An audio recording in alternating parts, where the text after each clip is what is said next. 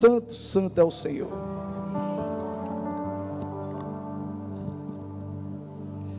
Peço que abram suas Bíblias aí, no livro de 2 Reis, capítulo 4, onde leremos os versos do 1 ao 7. O que eu gosto é que o Senhor, a palavra dele se renova a cada dia, e a cada um ele dá uma porção. A cada um ele mostra conforme a necessidade do dia, da igreja e daquele. Essa palavra é uma palavra que vem ardendo ao meu coração já tem algum tempo. Acredito que há alguns meses. E eu iniciei ali um esboço e comecei a tratar ele ao longo dos tempos e ao longo dos meus devocionais. E uma mulher, das mulheres dos filhos dos profetas, clamou a Eliseu dizendo: meu marido, teu servo, morreu. E tu sabes que o teu servo temia ao Senhor, e veio o credor a levar-lhe os meus 2 filhos para serem servos. E Eliseu lhe disse: que te hei eu de fazer? Declara-me que tens em casa. E ela disse: tua serva não tem nada em casa, senão uma botija de azeite. Então disse ele: vai, pede para ti vasos emprestados a todos os teus vizinhos, vasos vazios, não poucos. Então entra e fecha a porta sobre ti, sobre os teus filhos, e deita o azeite sobre aqueles vasos, e põe à parte o que estiver cheio. Partiu, pois, dele, e fechou a porta sobre si e sobre seus filhos. E eles lhe traziam vasos, e ela os enchia. E sucedeu que, cheios que foram os vasos deles, disse a seu filho: traze-me ainda um vaso. Porém ele lhe disse: não há mais vaso nenhum. Então o azeite parou. O azeite parou. Então veio ela e o fez saber o homem de Deus, e disse ele: vai, vende o azeite e paga a tua dívida, e tu e teus filhos vive do resto. Aqui é uma cena muito conhecida da igreja, onde aquela viúva, aquela mulher, ficou ali após a morte do seu filho, do seu esposo. Talvez para alguns uma cena simples e cotidiana, mas não era fácil para aquelas mulheres que ficavam sem um homem, ser um filho adulto, porque pelo contexto que vemos, os filhos dela eram pequenos, e eles não tinham ainda a autonomia de estar gerindo a sua casa, e diante daquele cenário, eles não tinham nenhuma autoridade, e ali na lei mosaica, eles iam ser o quê? Eles iam ser escravos, eles iam ser escravizados. E quando eu li essa parte de ser escravo, o Espírito Santo me conduziu a um momento que aconteceu comigo.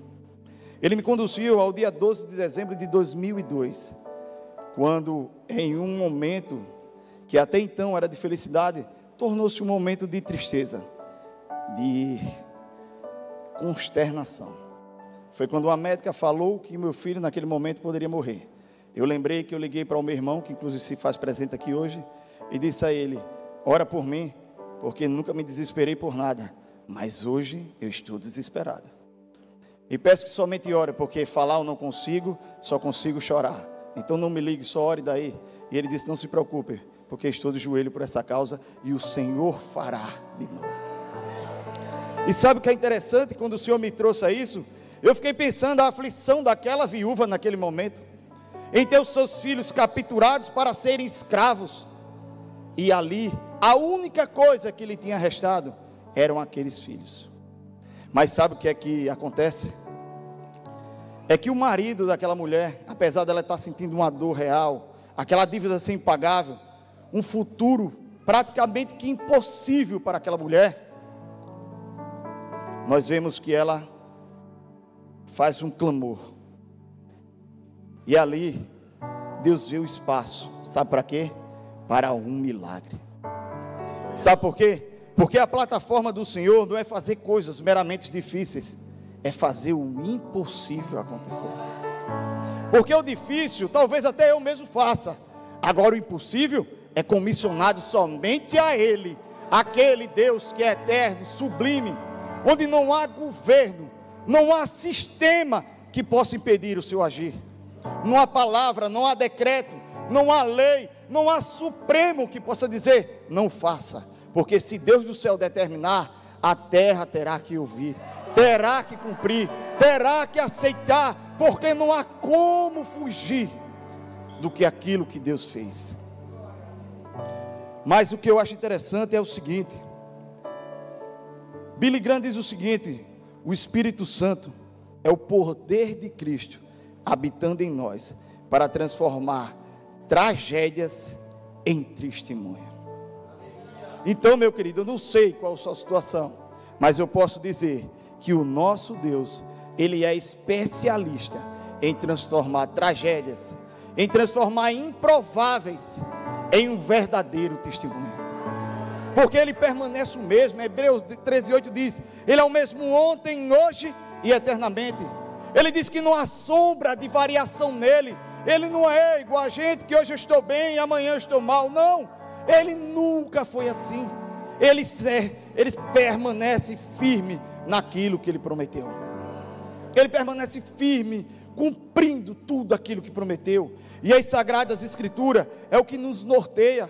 Eu fico feliz hoje de estar aqui pela manhã e ver uma igreja cheia para aprender um pouco mais da palavra de Deus. Isso aqui é o termômetro de uma igreja sadia, que compreendeu o que é aprender a palavra, o que é viver conforme a palavra de Deus. Isso é o termômetro de uma visão dada aos nossos pastores e seguida à risca, conforme deve ser. Mas em tudo isso,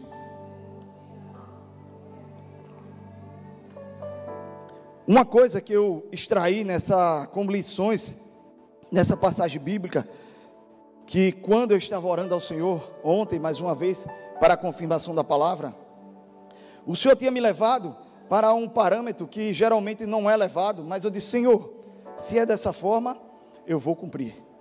E aí eu fiz. E uma das coisas que me chama a atenção é quando aquela mulher chega para o sacerdote e diz a seguinte frase: meu marido, teu servo, morreu, e tu sabes que o teu servo temia ao Senhor. E sabe qual é a lição que aquele homem dá? Eu não estou aqui tratando pelas contas deixadas, porque a Bíblia não faz nenhuma menção que ele era irresponsável, não. A Bíblia diz que ele deixou dívida, mas a gente viu que dentro desse cenário tinha um propósito de Deus para que o nome dele fosse glorificado em tudo isso. E ali, quando ela fala isso, a gente vê que aquele homem refletiu naquela mulher um sacerdócio. Ele deixou marcado, imprimido nela e em seus filhos o que era ser um sacerdote para a sua casa. Ele mostrou para ela que, olhe, filha, não interessa o que a gente tem ou o que não tem, o que interessa é a presença de Deus em nossa casa.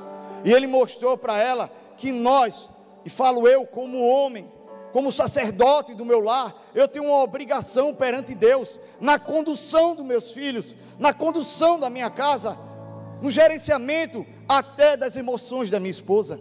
Eu tenho que ter essa obrigação e essa consciência. E aquele homem mostrou àquela mulher que não interessava o que estava acontecendo, mas que ela tinha que compreender, ficou arregado no coração dela, que era o Deus dos céus.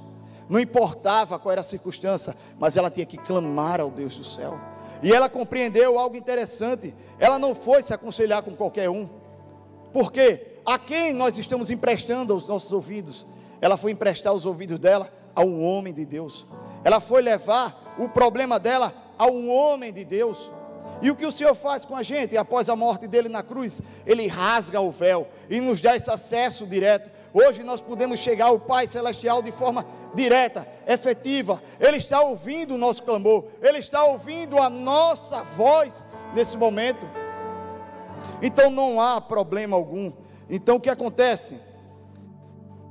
Em Hebreus 11:4 fala o seguinte: pela fé Abel ofereceu a Deus o maior sacrifício do que Caim, pelo qual alcançou testemunho de que era justo perante Deus,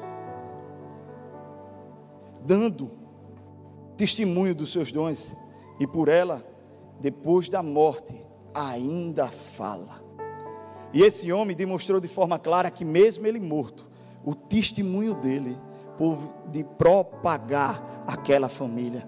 De fato, ele não deixou herança, mas ele deixou um verdadeiro legado, pois eles aprenderam que quando tivesse qualquer dificuldade, eles tinham que acessar o Santo dos Santos, acessar o Pai Celestial, buscar aquele que sempre tem uma resposta para a tua causa, buscar aquele que abre porta onde não tem porta, mas que fecha a porta para te mostrar outras portas que você não estava visualizando.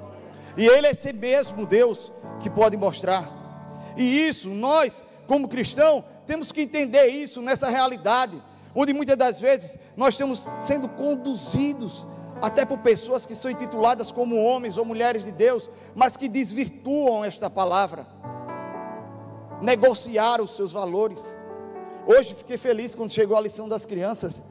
A lição das crianças hoje é recuperando os valores cristãos, onde as crianças dessa igreja estarão aprendendo em sala de aula quais são os valores cristãos, o que é pecado, o que é bullying e tantas outras coisas, entre as 12 lições que estaremos ensinando. Mas porque esta igreja tem uma visão, e nós repreendemos na autoridade do nome de Jesus toda ideologia de gênero em nossa casa, tudo aquilo que não é pertinente, tudo aquilo que é contrário a essas escrituras, porque nós temos que seguir estritamente o que a palavra ensina. E é isso que nossos filhos têm que dizer, é isso que nossos filhos têm que seguir. Ele tem que ver exemplos em nós. Sabe por quê? Porque eu estar aqui pregando é uma coisa, mas o meu maior testemunho é na minha casa. A minha maior pregação é a minha vida, porque os meus atos têm que falar mais altos do que as minhas palavras, porque palavras são fáceis de serem proferidas, mas atitudes, essas têm que ser firmes, essas têm que ser balizadas, onde o Senhor nos ensina. E a palavra diz o seguinte, que visto que temos um grande sumo sacerdote, Jesus, Filho de Deus, que penetrou nos céus, retenhamos firmemente a nossa confissão. Spurgeon diz o seguinte: a casa que tem um altar de oração é um pedaço do céu na terra. E aí é você que vai dizer como é a sua casa, se a sua casa é de fato uma extensão do céu, ou é uma extensão de quê? Isso é o que você tem que compreender, isso é o que você tem que aprender. Essa semana eu peguei o meu filho do meio, que é o que gosta de gritar bastante. Eu até brinco, você tenta gostar igual a sua avó, que o menino grita. Você vai que ele está gritando, eu digo, aleluia pai, tu é um pregador meu filho, mas grita, eu digo, aleluia. Aí ele gritando, eu disse, meu filho, em nome de Jesus, fala um pouco mais baixo, porque a cabeça não aguenta. Isso é porque eu estou treinando, porque eu vou ser pastor. Aí eu disse, aleluia Senhor, louvado seja o nome do Senhor. Pelo menos ele está nutrindo, quer ser pastor. Mas por quê? Porque nós, quando aprendemos o que é ser sacerdote de um lar, a nossa mesa não pode ser lugar de estar falando mal de pastor, de estar falando mal de ninguém. A nossa mesa tem que ser um lugar de comunhão, tem que ser um lugar onde é falado a palavra de Deus. Porque se você tem divergência com o irmão, vai lá, pede perdão e ora por ele, porque é assim que a Bíblia ensina. Se tu tem divergência com o pastor, tu vai lá e fala com o pastor. Mas se você quiser um filho que queira estar servindo na casa do Senhor, sabe o que é que tu vai ter que fazer? Primeiro, dar testemunho. Segundo, ensinar, andar com ele no caminho. Eu tive o prazer de vir com a minha filha em uma dessas semanas. Nós estamos saindo lá em cima na cantata. A minha filha mais velha tem 8 anos. É uma bênção do Senhor também.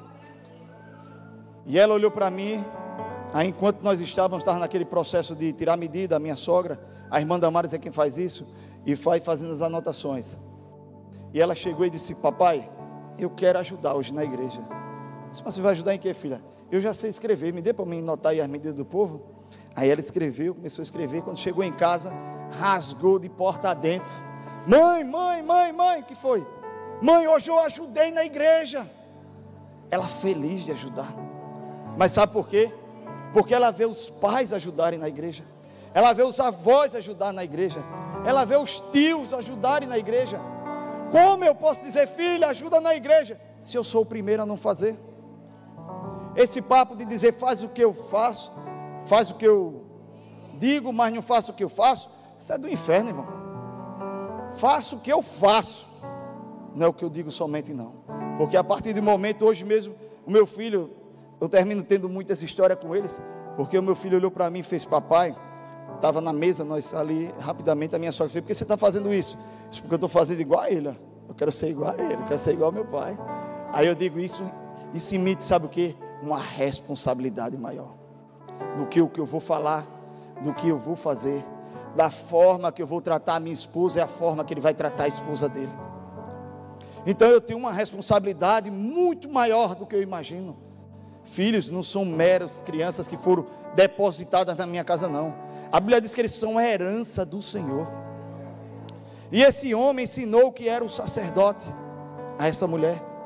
E essa mulher, diante do maior limite humano que ela podia ter, de ter os seus filhos escravizados, ela pôde recorrer à forma mais sublime.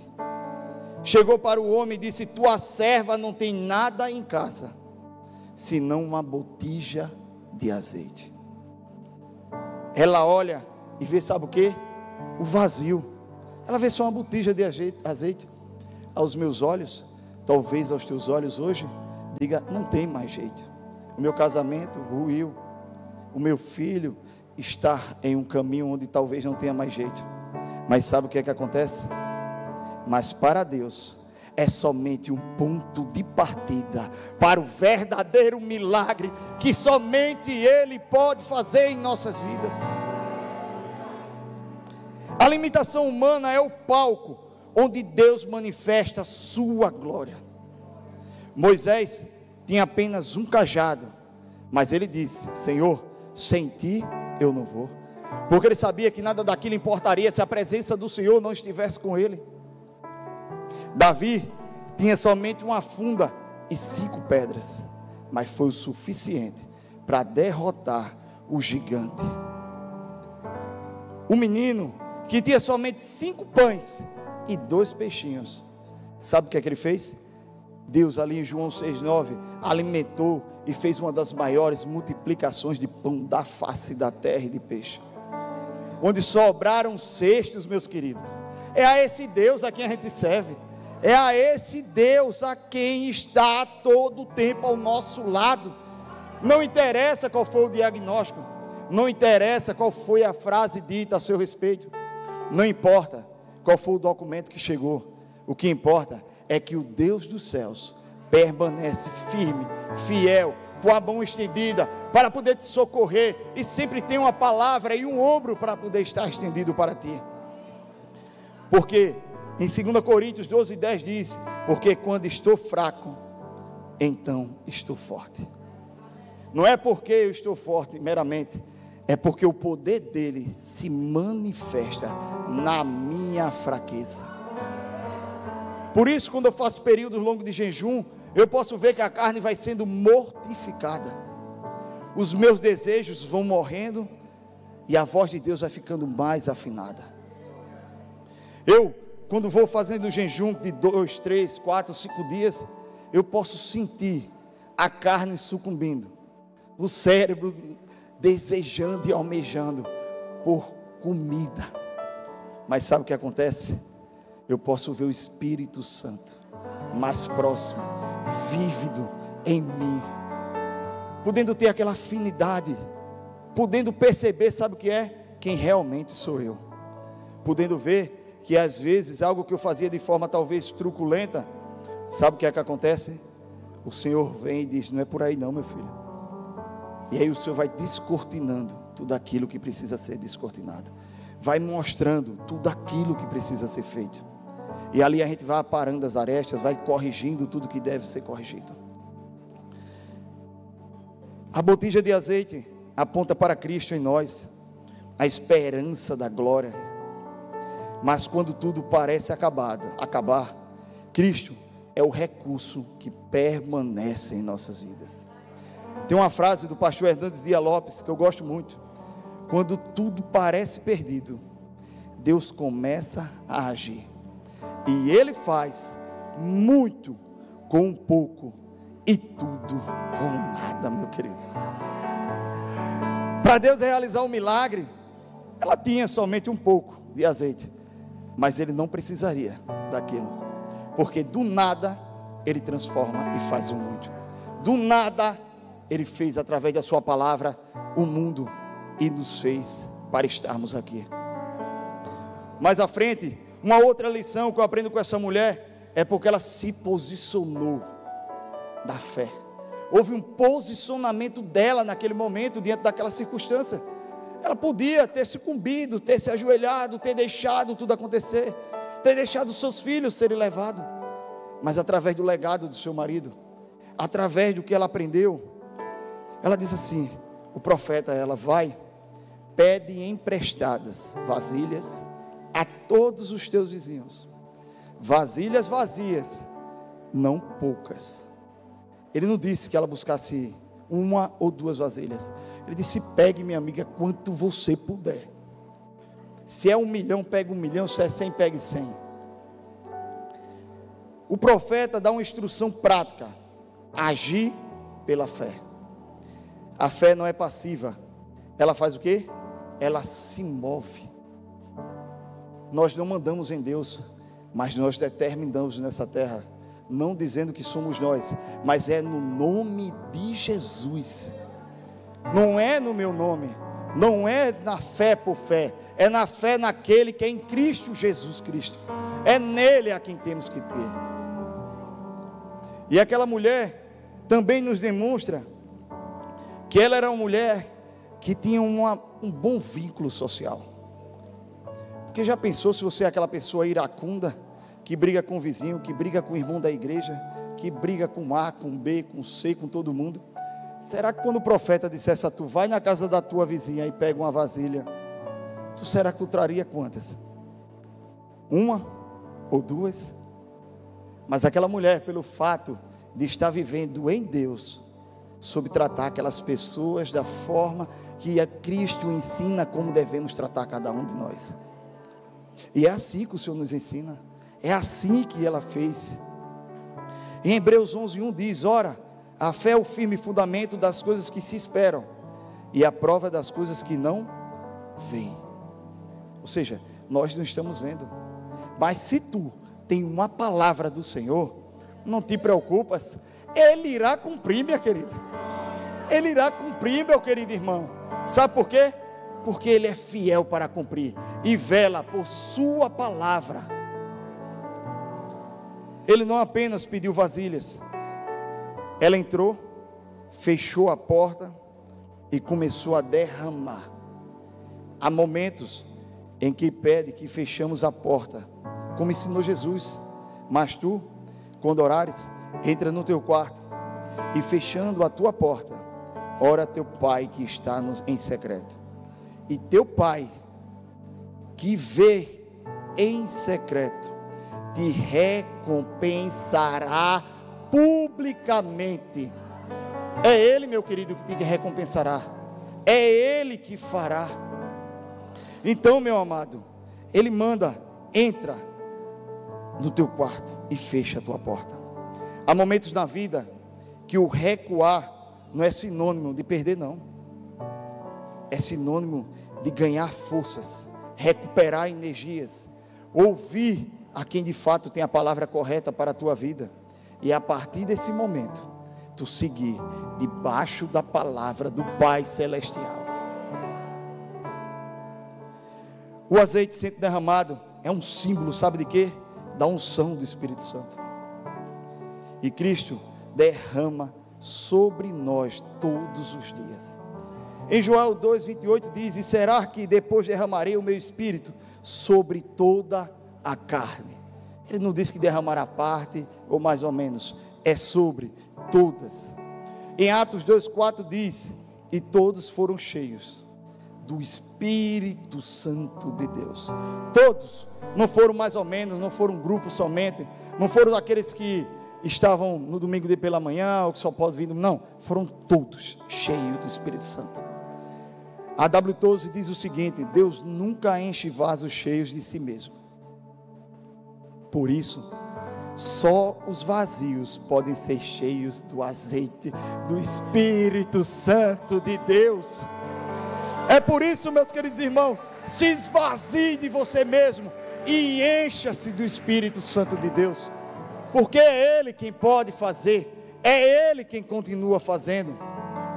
E após esse posicionamento, nós podemos ver que a provisão divina, no 6 e no 7, diz assim: sucedeu que cheias que foram as vasilhas, disse ela a teu filho: traze-me ainda uma vasilha.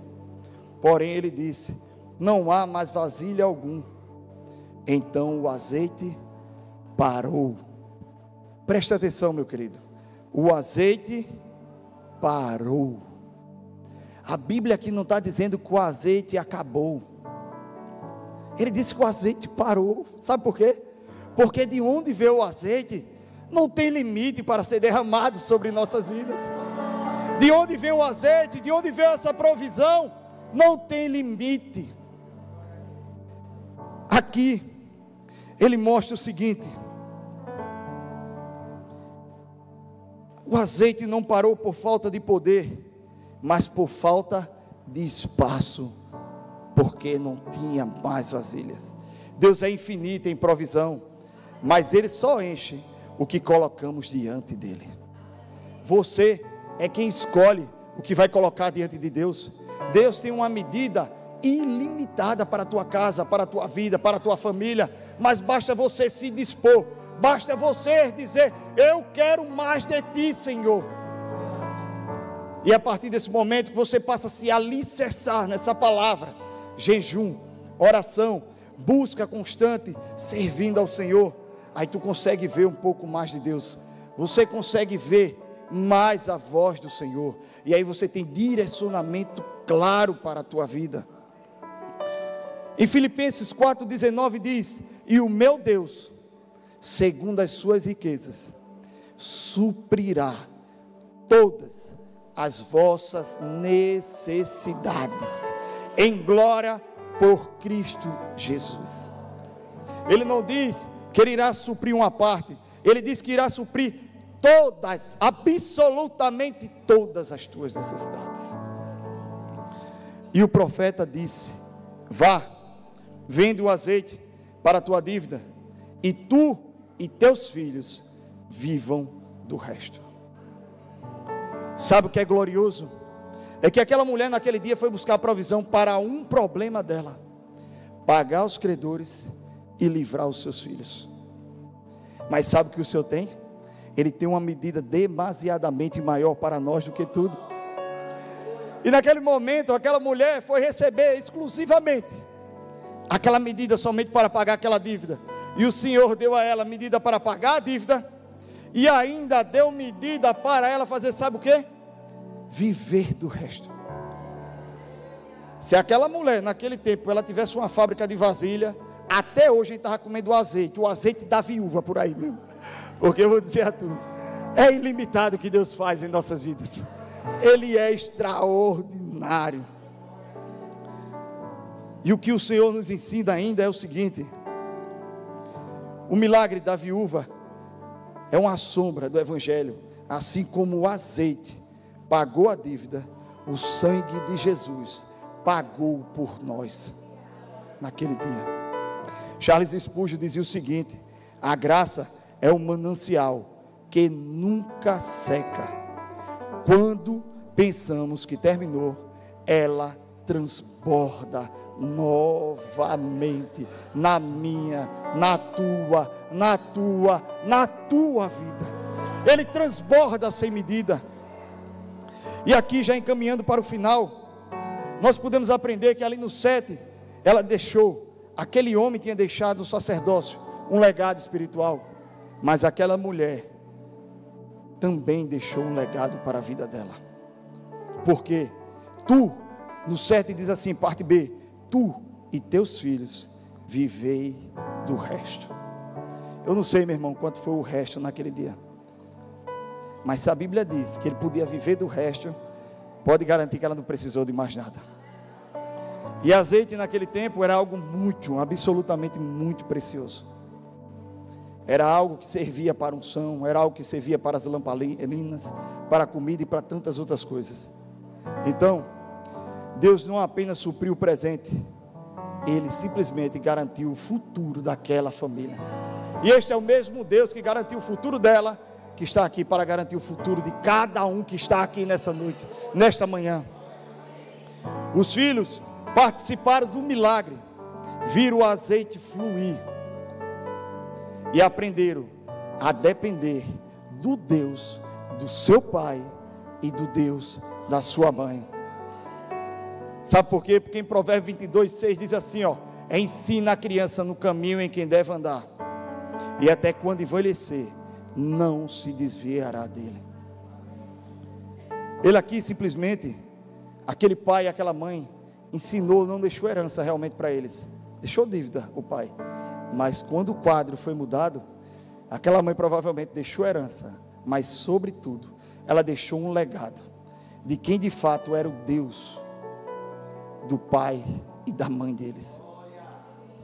E eu luto, para dar uma boa condição aos meus filhos, todos os dias, a minha esposa, a minha casa, mas nada disso irá importar, se porventura, eu ganhar todo o dinheiro do mundo, mas a minha casa estar destruída. E eu posso dizer a você, que quando eu estava vivendo em um dos momentos financeiros melhor da minha vida, foi quando aconteceu com o João, o que aconteceu. Eu estava muito bem, já estava vivendo sobre os meus pensamentos e deixando um pouco ali relaxado, porque a gente vai, não, eu posso resolver, porque eu sempre resolvo, eu tenho condições, eu faço, eu compro, eu pago.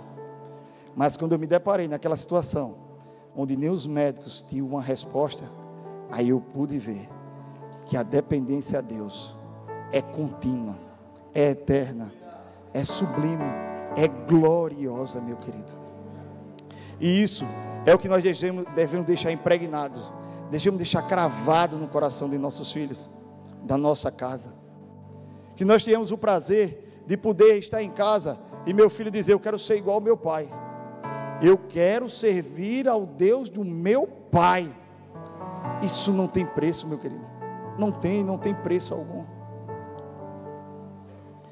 Em Atos 16, Cristo não veio apenas para resolver o hoje, como eu citei, mas para gerar um legado eterno em sua casa e em sua vida. Em Atos 16:31 diz o seguinte: crê no Senhor Jesus e serás salvo, tu e a tua casa. John Wesley dizia que o maior legado que um pai pode deixar, Ministério Louvor, o maior legado que um pai pode deixar a seus filhos é a fé em Cristo Jesus. A viúva não tinha nada, mas o pouco que tinha estava nas mãos de Deus. Ela depositou na mão correta. E quando há fé, obediência e espaço, o azeite não para de jeito nenhum. Hoje, Cristo é o azeite que nunca falta, o sacerdote que intercede e o redentor que paga toda a sua dívida. Em Romanos 1:17 diz: mas o justo viverá pela fé.